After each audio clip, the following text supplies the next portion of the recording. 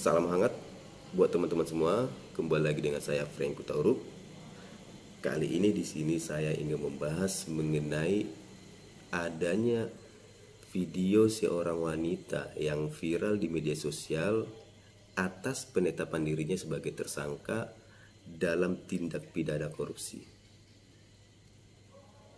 Wanita yang viral ini bernama Nur Hayati.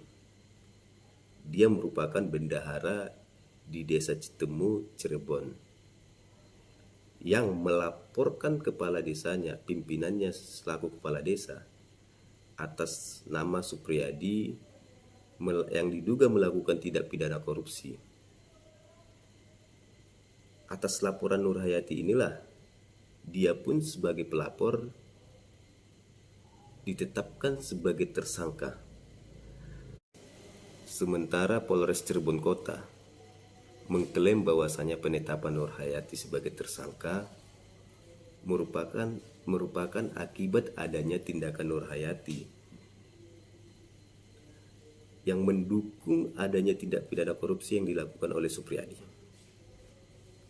Nur Hayati juga diklaim bahwasanya telah melakukan perbuatan melawan hukum, di mana Nur Hayati sendiri telah melanggar ketentuan pasal 66 Permendagri nomor 20 tahun 2018 tentang kelola regulasi dan sistem keuangan administrasi. Memang ada perbuatan Nur Hayati yang memberikan dana kegiatan desa kepada kepala desa sebanyak 16 kali. Perbuatan Nur Hayati ini merupakan perbuatan yang memang tindakan dia selaku bendahara, dan pemberian dana desa ini yang sebanyak 16 kali ini dilakukan akibat adanya, atas keterangan dari keluarga Nur Hayati sendiri, adanya tekanan, adanya ancaman dari Supriyadi sendiri. Inilah yang harus dibuktikan oleh kepolisian dan kejaksaan bahwasanya Nur Hayati apakah betul-betul membantu atau kena tekanan dari Supriyadi sendiri. Dan ini menjadi insiden buruk bagi penegakan hukum, apalagi pemberantasan korupsi, apabila pelapor seperti Nur Hayati ini ditetapkan sebagai tersangka.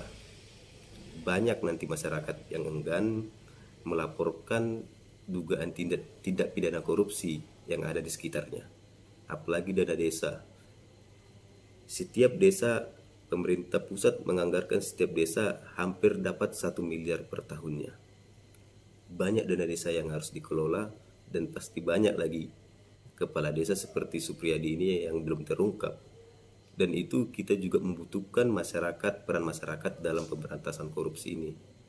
Karena memang tindak pidana korupsi ini merupakan kejahatan yang luar biasa, yang bisa merongrong keuangan negara, yang bisa membuat pembangunan itu tidak berkembang dan tidak maju.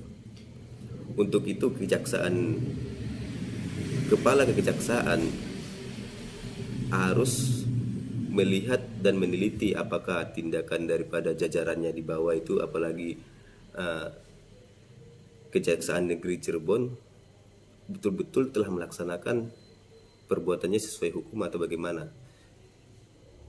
Kepala kejaksaan harus betul-betul memperhatikan kasus Nur Hayati ini agar tidak terjadi Nur Hayati yang berikutnya, yang takut, yang enggan melaporkan adanya suatu tindak pidana korupsi yang ada di sekitarnya.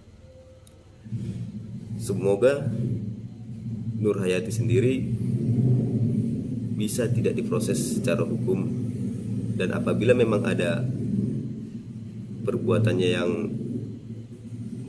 menyalahi hukum, sekiranya harus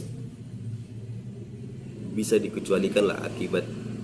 Apabila tidak ada laporan dari Nur Hayati, mungkin korupsi yang dilakukan Supriyadi di Desa Citemu tidak akan ketahuan dan tidak akan proses hukum seperti yang sekarang ini. Untuk itu harusnya penyidik ataupun penegak hukum mendukung tindakan Nur Hayati ini, untuk melindungi keuangan negara.